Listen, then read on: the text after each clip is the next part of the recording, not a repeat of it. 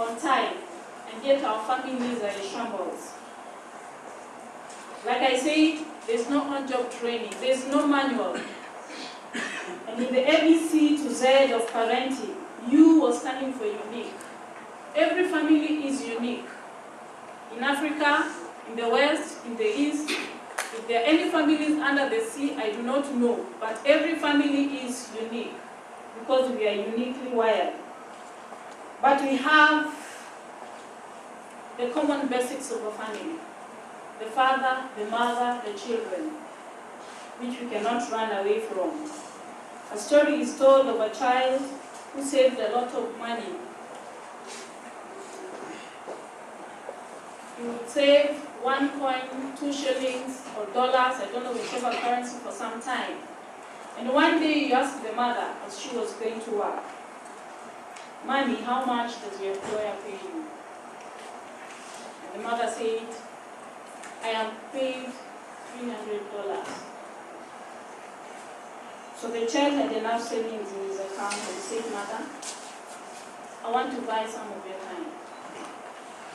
Because I have saved enough. So I want to buy some of your time."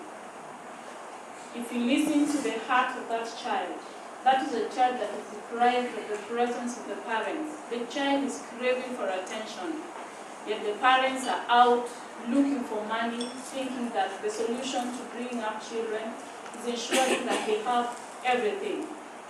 That is where we go wrong. We do not need to have all resources to take care of our children. We do not need to have all that they ask for to take care of our children. Africa is known as the cradle of mankind. How I wish that Africa can also be a reference point for parenting. Today we have gone to school, we have degrees and masters, we have done a lot, and yet we are losing out on family. We look to the West for education, we look to the East for technology, but ask yourself, if only the world can look to Africa for parenting, then Africa will no longer be a dark continent. Because if you bring up children in the right way, then the children will be able to illuminate Africa, and it will never be referred to as a dark continent. It will be radiating from light, from a reflection of the children and the resource that we have, and families that are well knit together, where morals are upheld. As I get to my presentation of parenting in Africa, as a parent, some of you might be surprised, because probably you looked at me and said, "This is a young girl." I am a parent of 2. And back in my country, at times we make a joke that when you're a parent of 2, you refer to your spouse as another child because he needs care. So I say I'm a parent of 3, including the father. I take care of them. And even when he talks about being a parent, he refers to me as the first daughter. So I have 2 sons, one who is 6 and the other one who is 4. And every day is a learning process. Every day is a learning process. We try to create time for our children because every day from school they come up with a new thing that was not there yesterday. And you have to have your own principles as a parent, someone who works with children, on what is right and what is wrong. What is acceptable within your family and what is not acceptable. Children are, when they are born, they say they come with an empty slate in their heads. We as parents are the ones who write the first initial principles in the head of our children. See that they are tabula rasa, they do not know anything.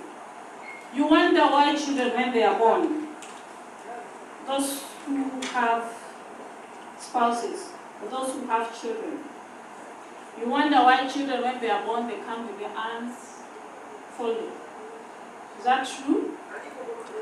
Children, when they come into the world, they come with their hands folded. You wonder, what is it that they normally bring with them to the world? And after they land into the world, their hands open. They're ready to receive.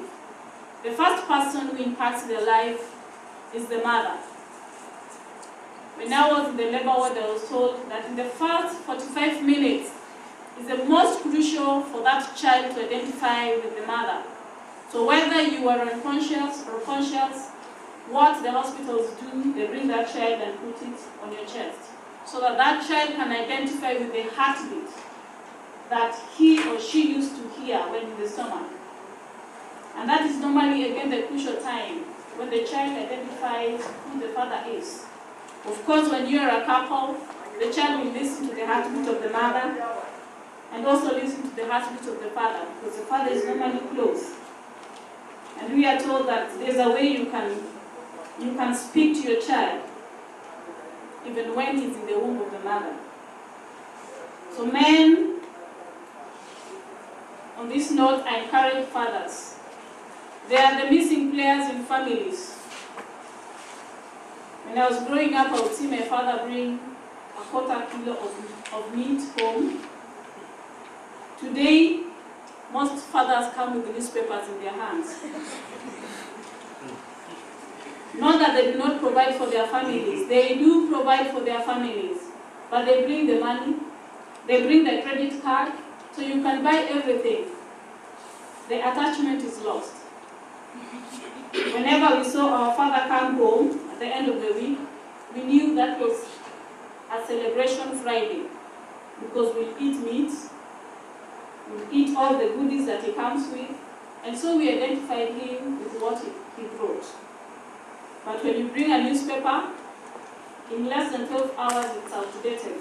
So what does your children identify with? Especially the young ones who will not be able to read the newspapers. If only they had some of your time, they would remember you forever. So our fathers in the house, and the fathers that you work with, let us create more time.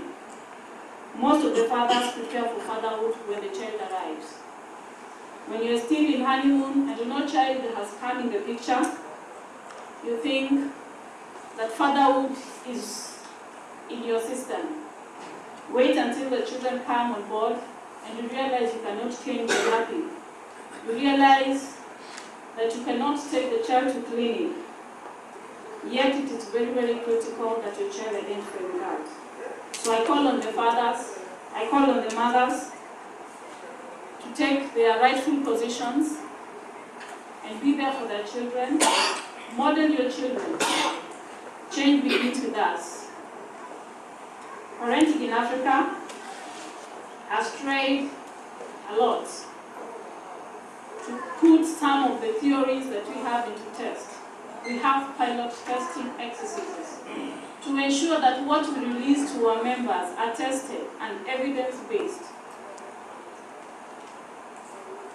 So there are so many theories that are out there in the media, but we take it upon ourselves to raise resources and ensure that what we release